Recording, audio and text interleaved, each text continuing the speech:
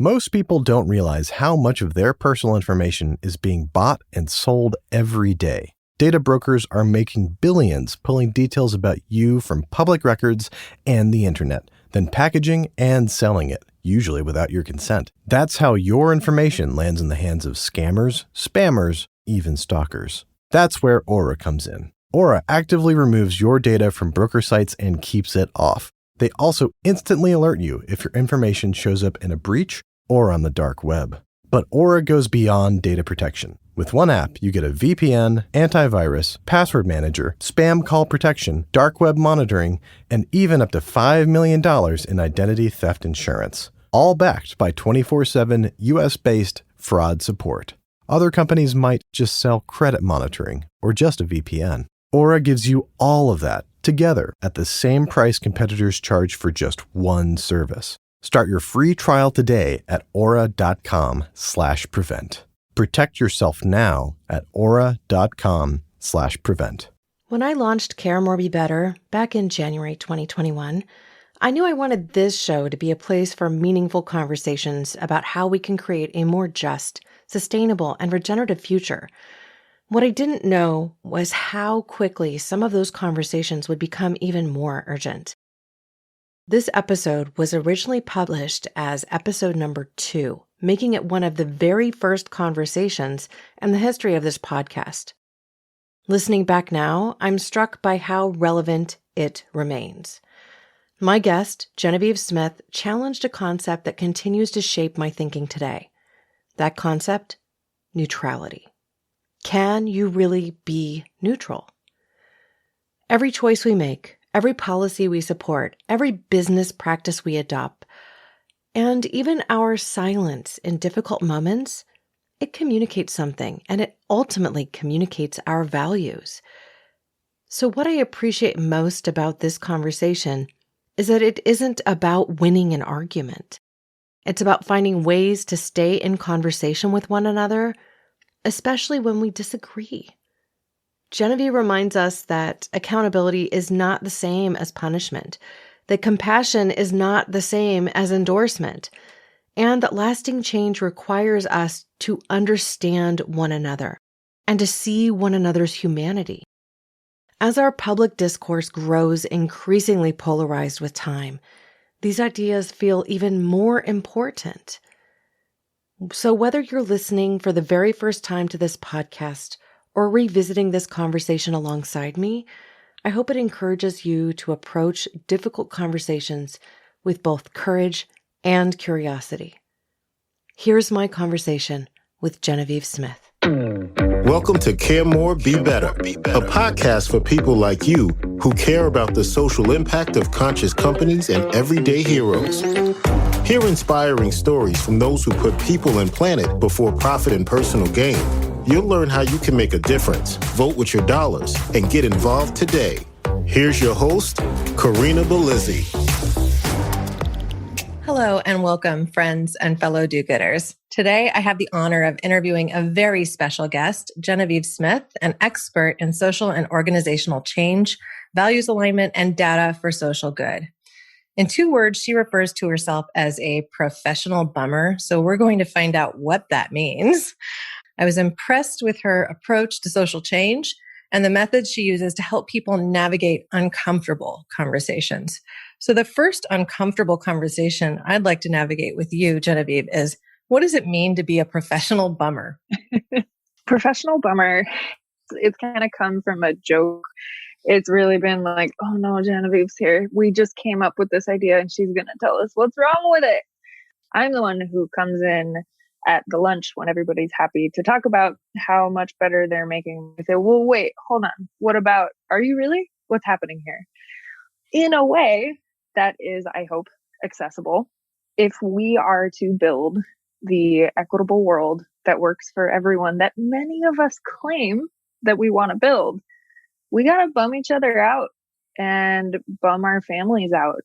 I remember after the Unite the Right rally in Charlottesville, there was this perfect tweet, and I'll have to remember who it was so we can put it in the sources. It was something about like, if we really want to fight racism in this country, call out your racist uncle, like ruin Thanksgiving. That's how I feel about being a professional bummer. If we're really going to do the work like we say we want to, we got to get a little uncomfortable, but I'll sit with you while we're uncomfortable. Like I won't abandon you or yell at you. So tell me how many Thanksgivings you've ruined. Oh, I'm not invited anymore. Oh, but I really think that's an important conversation. We're all trying to have this right now. So what happens when you get to dinner and you have a disagreement with your racist uncle? How do you navigate that conversation? Oh, it's such a big question. And what I always come back to is first, the self-care aspect of it all. Like if I'm coming into the conversation already fired up and already, ready to attack my racist uncle about genocide and colonization, if I'm already pissed and I know he's not going to agree with me, it's going to be more of a like self-righteous vendetta conversation, regardless of how noble my aims may be. But in any of those uncomfortable conversations, if we're coming at it ready to start a fire, it's not going to go well. But if we come at it saying, hey, I really do genuinely want to understand where you're at with this, which is not necessarily endorsing that behavior, right? Something that I always come back to, and I've always got to ground myself in this, I ground my clients in this, is compassion for somebody's humanity is not endorsement of their ideas or their behavior. So saying, hey, problematic family member, how are you feeling? Because if somebody's angry or if somebody is so committed to this like black and white, right, wrong way of thinking, there's usually some fear under that. And so being able to get under that and to say, how are you feeling right now? Like, what are you worried about in the world? Who do you love? Who are you worried about? Who are you worried about keeping safe? And really bringing it to that human piece of these conversations and to be able to relate to like, hey, I love my family too. Because I think on the whole, the majority of people don't wake up in the morning and say, I don't care about my family. I don't care about my neighbors. I don't care about what happens to people in the world. If I go into that conversation committed to him being wrong and being a jerk that I disagree with, it's not going to go well. But if I go in committed to recognizing his humanity, I'm not endorsing his racism, but I'm holding compassion for his humanity. And that I've found in these one-on-one conversations is the only way that we're going to even get to any common ground. So finding that common ground, you're actually doing by getting them to think about what they care about first. Like, what do they actually care about? Why are they actually afraid of immigrants coming in from Mexico or refugees crossing the border? What is driving that? What is making them so upset and so activated over something that probably won't affect their daily lives? Exactly. And I've found, and this is something that I challenge myself to do all the time too, I can name what I'm against very easily. I'm against fascism. I'm against punitive justice system. I'm against racism, homophobia. I'm against a lot of things. And I always come back to, especially when I'm like all fired up and my adrenaline is going or I'm sad and I feel hopeless. What am I for? Yes, I'm against all these things. That still stands. What are the things that I'm for? And it's love, it's equity, it's community-based resourcing and community power. I think of this as sort of a strengths-based lens rather than a deficit-based lens. Because we're all really good at talking about like what's wrong. And so being able to like reach in and say like, okay, but what do you like, what lights you up? Okay. And then can we expand that love you have for your family or for part of your family, maybe, right? Into like, well, why doesn't that expand to other human people? Right. Again, So, with that, like compassion is not endorsement. Genevieve, I think you hit the nail on the head, at least for me personally. I mean, why do I call this a podcast for social good and sustainability? Because even all those things that rile me up, the common thread that I think most of us can agree on is that we want to live well and we prefer to do good in so doing. I mean, there are going to be the outliers that don't give a crap really about anybody, but that's not most people. they care about their families. They care about their neighbors. They care about their communities, whether or not that's coming through in their actions and the things that they're saying. Given that, I'd like you to talk a little bit, or at least have a conversation with me about how you integrate that whole perspective into the work that you do to help companies activate themselves and be walking the walk that they're talking. I love it. One more thing I want to add on to that personal conversation, like big caveat. If that person doesn't think that you should be alive based on your identity, maybe don't have the conversation. Don't go to Thanksgiving. It's really important to not carry every single boulder on our back. Some conversations are not for us, and self-care is community care. So that's a really important umbrella to all of that. I agree. Thank you for that clarification. Yes. What I've been really excited about is it's all the same logic in working with corporations or working with NGOs or teams or, whoever, is really getting to what do you care about? And the trick with my work has been whenever we talk about values or these sort of abstractions of like integrity or equality or world peace, if we spend more than half an hour talking about what that means, traditional corporate leaders can get very frustrated because it doesn't feel like we're actually doing anything. And it doesn't track to traditional productivity. And it can feel really like this is all just like woo woo. We have it at the all staff meeting. But once we're in the boardroom, I want to make decisions. And so it's being able to balance, we're going to make these very concrete and tie them to your bottom line. And in order to get there, we've got to have some very vulnerable conversations. So what's been helpful for me is I do work as a leadership coach. So I'm able to sort of walk through those technicalities while also reading where's whatever resistance coming from. If this does feel like it's too woo-woo, why are you uncomfortable talking about what peace actually means? Because part of really aligning values, as in equality, integrity, peace, all of these words that we find on the back of boardroom walls or on beautifully branded websites, what do those words not mean? Because we see these words used in all kinds of movements, especially nationalistic movements, especially oppressive movements, family values, love of country. So it's been really balancing the seemingly philosophical question of what do these words mean, balancing that with efficiency and running a business and being practical about what that means. One of the ways that I do that is we'll define a value, say inclusion, and we'll define all of the aspects of that value. So that's it's not just representation. It's how do we create a culture of belonging? And it's not only racial equity because all of a sudden people are learning about racial equity post the murder of George Floyd. It's also, what's your website accessibility? Can folks who are hard of hearing or blind access your content? Can your employees who are hard of hearing access your meetings?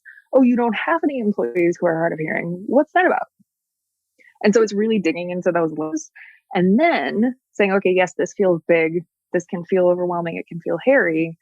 Let's take a look at your business processes, whether it is your all staff meeting or your training material or how you contract with outside contractors. What is that language and how does that map up to this very concrete definition of a previously abstract value? So Genevieve, as you talked about all of these different words that we're working to define and how they might mean different things to different people, like if somebody on the alt-right is championing pride in country, that could mean something different. That even today, there are people on the other side of the aisle that consider themselves more liberal that may be afraid to put an emblazoned American flag out on 4th of July now. So I'd like to talk about this concept that I heard you talk about on another podcast, nothing is neutral, and what that means and how we can kind of work through that challenge. Thank you for bringing it up. It informs all of my work as well as the way I move through the world. Nothing is neutral. And I think it's important too, those are both really extreme examples, the alt-right and pride of country or love of country, and more left-leaning folks who may be worried about what patriotism means right now. Those are two really important examples. It's also really important to note the nuance of this stuff, especially in companies and on teams. I often say, if you've got 5 people in a boardroom and they all say they believe in integrity, ask them what that means. You will get 6.5 different answers. Some of them may be overlapping. There are a lot of Venn diagrams here, but everybody's got a different frame of reference. It's holding space for not only the really extreme stuff, but also your neighbor who voted the same way that you do, composts instead of recycles. Great. How much in an echo chamber are you actually? Because we go through the world sort of assuming that we mean the same things, whether it's in a personal relationship, business relationship, a policy argument, in a think tank.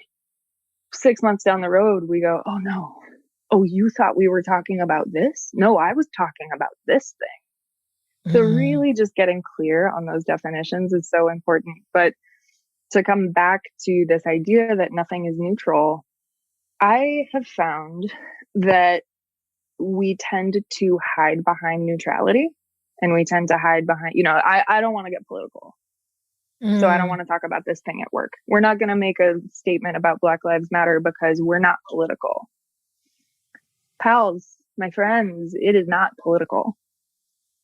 And it gets to, I'm sure many people saw it on signs or maybe even carried these signs in protests. Silence is violence.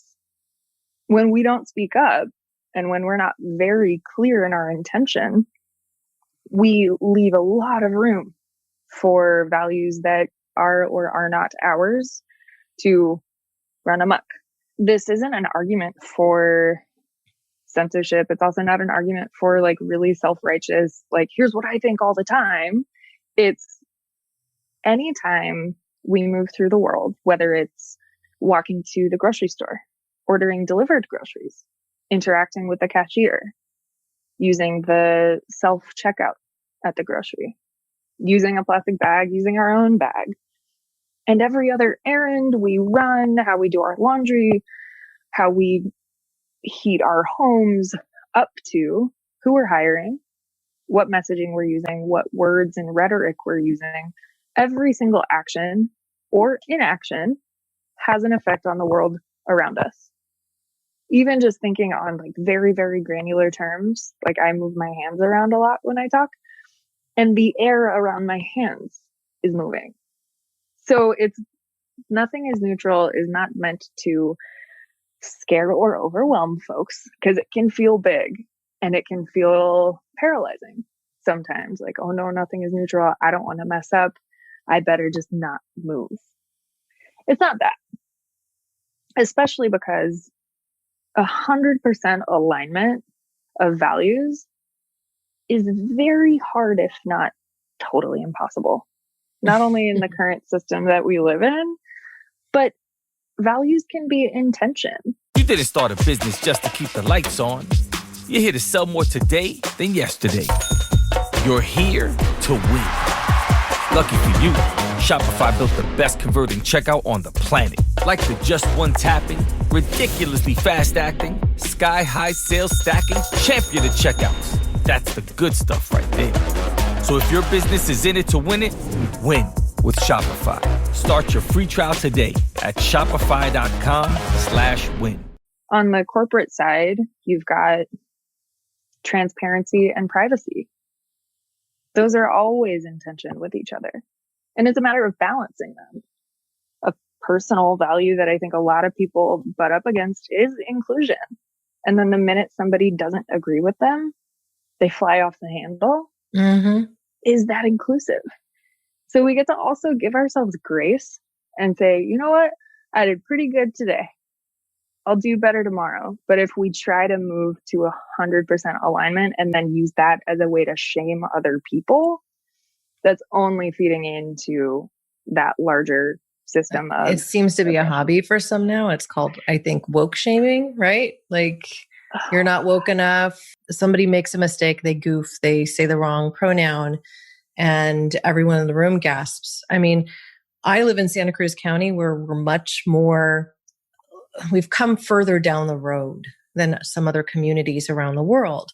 We've been having these conversations for the past 20 years, and they've been getting more in depth in the last 10 and then 5 and then 2, to the point where I think we're fairly comfortable as a community with gender issues or gender inclusiveness and people feeling like they can be who they want to be. But they still have the same sort of challenges every time they step outside of our bubble. And I think it creates a little bit of anxiety for them, but then also for the others who don't know or aren't comfortable with or haven't figured out yet how to absorb this and consider it at a level where it becomes ingrained and normal to them. Because reality is, this still isn't normal to a lot of people. They can't see it that way yet. And we're all moving in that direction. So how do we encourage that without inflaming somebody to the point where they say, I give up, this is all too hard. I still refer to people from South Asia as Oriental or something to that effect. Like, it's a very challenging issue, I think, to navigate through, and particularly in some areas of the country. So I have a question from our community. Dale asks, how do you find common ground when it seems both sides are at an impasse and virtually irreconcilable? I think this issue could go right there, right? Especially around race, gender, and faith.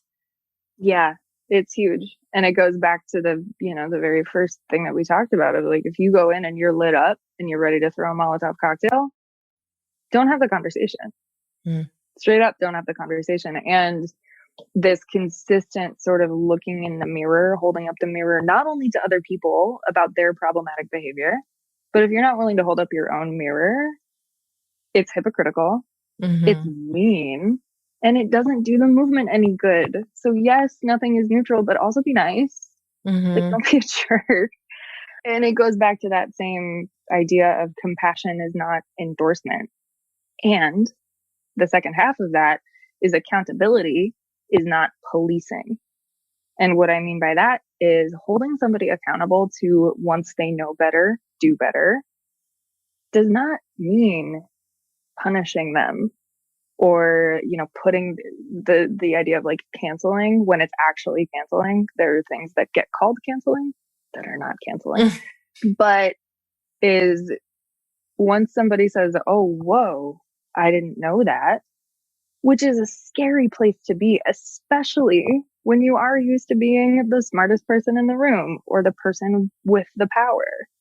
All of a sudden, your competency is gone and you feel really vulnerable. Not to say that that's the right thing, but it is a feeling. And so being able to work through that with folks, I think is really important. But to get to that question, finding common ground, first checking in with yourself and understanding what your come from is. Do you want to find common ground? And this is a question that's not an attack, right? That's a question I have with myself all the time. Sometimes I don't want to. Sometimes I'm just mad and I have no actual desire to find common ground. So I'm not going to have that conversation. When I do want to find common ground, it's those same questions. What do you care about? What do you love? Who do you love? How do you define love? Which takes vulnerability on both sides. What do you believe in? Reframing the question in terms of what are you for rather than what are you against, and seeing where those Venn diagrams sort of like line up.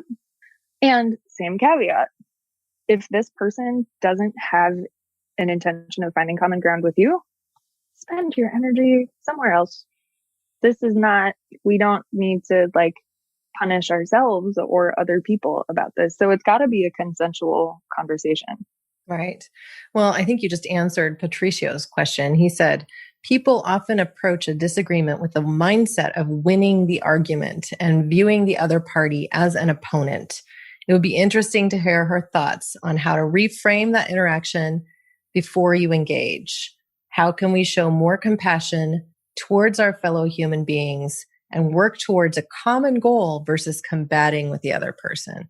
The way he asked that question was so perfect because, it shows that he's definitely thinking about these things. I had a friend on social spaces who he's not the most sensitive, and he makes some, let's just say, leaps in judgment quite easily, often comments on things that he completely disagrees with, and it isn't always friendly. And so one of the ways that my friends have started to handle this is with humor. I think humor really deserves a little bit of a moment in the spotlight too. What they'll say is things like, "Oh no, Uncle so-and-so came to ruin the barbecue." And I find myself for a moment just going, yes, I should have said that, but I stayed silent because I was sick of being the moderator of this conversation from somebody who's consistently trying to inflame people he doesn't agree with.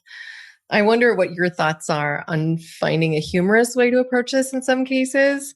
I think it has a potential to backfire, but also the potential to get people listening. Oh, yeah. I mean, it's huge. It's huge. And I know, in my work and just with my personality, I know that when I'm in a workshop or when we're in the middle of a really tough conversation, if I can get a laugh, it makes my job so much easier. I think not only humor, and like you alluded to, really intentional humor, not making light of the subject, but making light of like, wow, humans are so fragile. Like, why is this so hard? For me, I think a lot about, learning in public, and part of that compassion and part of that, hey, we're in this together. I'm not coming for you. It's not woke shaming. It's not impact Olympics. Like, I'm here to learn too, is to share where we're at and to be willing to make fun of ourselves. And especially if, I think the stereotypes about white liberals are incredible and a lot of them are pretty funny. and and so I think like, yeah, okay, yes, I listen to NPR and yes, I have these clogs, whatever it is, right? To let the person that or people that you're interacting with know that you don't take yourself too seriously, because I think that is one of our big communications problems as like a large group of people who are like-minded, is we come off as holier than thou. And Yep. a lot of us are holier than thou, and to own that, like, stop being self-righteous, dude. And was I woke shaming you again? Yeah, right. And to be willing to like let people in, I think one of my big things when I talk about values alignment, because some people will think, oh, it's Genevieve, they know everything about being values aligned. No, like the pants that look really good on me are from H&M, and I haven't bought new clothes in a year because we're, in a pandemic, and they were $25. But also like I have a pretty good idea of H&M's supply chain and manufacturing. Oh, but my butt looks good. And that, like, stories like that, to be able to say, hey, I'm not God, like, it's fine. And I know that this can come off as somewhat hilarious. Come on. And you should be living in a treehouse, on a commune. Yeah, exactly. Like this. Exactly. Yeah. And I think the other thing is it's also a really good barometer. Humor is a fantastic barometer that if a joke lands, somebody's coming with you. Mm-hmm. And I think it was George Carlin had some beautiful quote about, when you're laughing, your defenses are down, and that's when new ideas can get in. Mm. So from that aspect, it's really, really, really important. And when somebody just says something ridiculous, I am not afraid of being like, okay, how many red herrings are you going to put? Like the whataboutisms, right? Oh my God. To be able to be like, yo, what are you doing? What's happening here? But what about, right? Exactly. Yeah. But to have that sort of camaraderie of like, hey, we're both people. And like, we both, come on, what's happening here? Mm-hmm. Mm-hmm. Well, very good. Before we wrap up, I'd love to give you the opportunity to just share a few ways that our audience can get involved to create a little bit more social good out there. Yeah, have the conversation and have the not easy conversation. I think we all sort of have the like, here's my list of friends I can talk about this stuff with. Talk to the people who you feel like you can't talk about social good, or, take a sort of, I would invite people to take a kind of internal inventory of where do I censor myself about the things that I believe in? And I know just through the work that I've done, A lot of people feel like they can't bring their values to work, which I understand, but at the same time is a wild concept. I would invite people to push themselves to have these conversations with the people who they don't know if they agree with them. But, get out of that kind of safety zone, because if it stays in the bubble, we've stayed in the bubble for 50 years. Like what progress has that gotten us?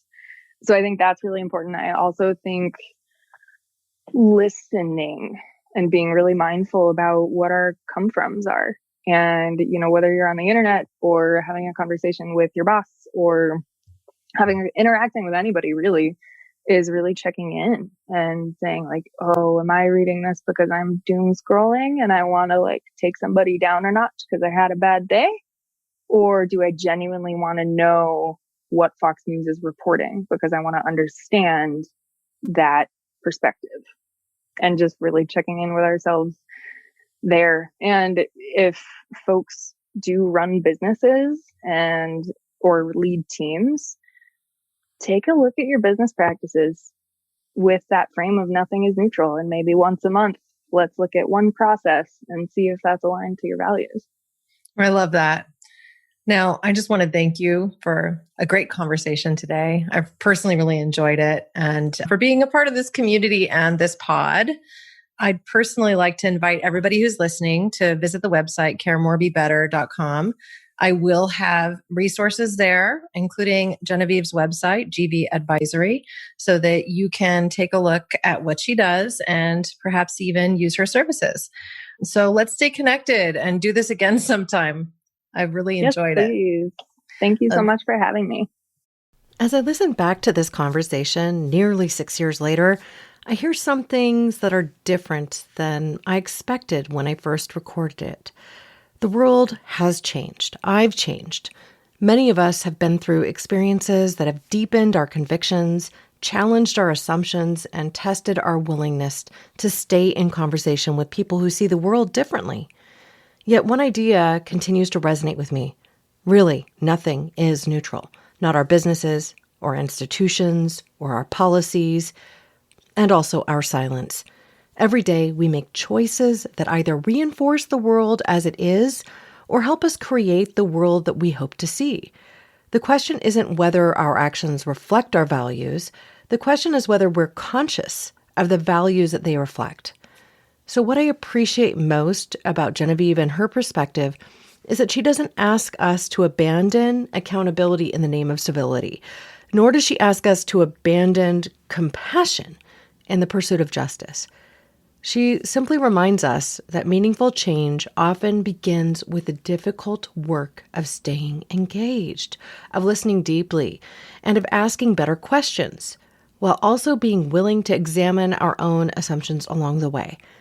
Now, I've worked hard to do that on this podcast. I've invited people on the show that have different opinions from my own, that are much different politically, that have different backgrounds. And every time I learn something, they ultimately change me. So in a time when many of us are retreating into echo chambers, perhaps the most radical thing we can do is remain curious. So I'll leave you with this question. What values are your choices communicating today? Thank you so much for joining me and for listening and for being a part of this journey and a part of this community.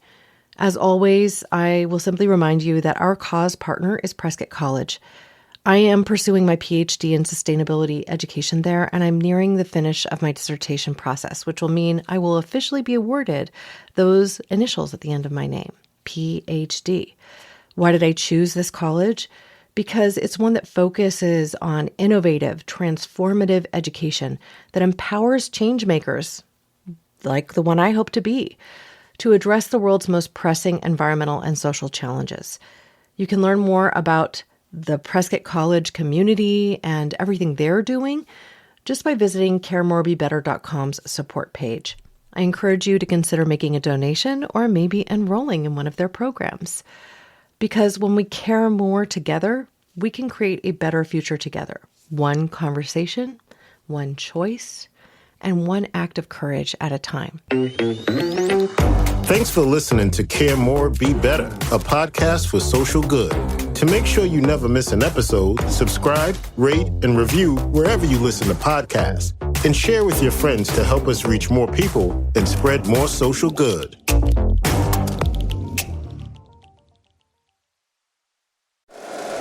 If you like the show, please take a moment to rate, review, and subscribe. It really does help the show to grow.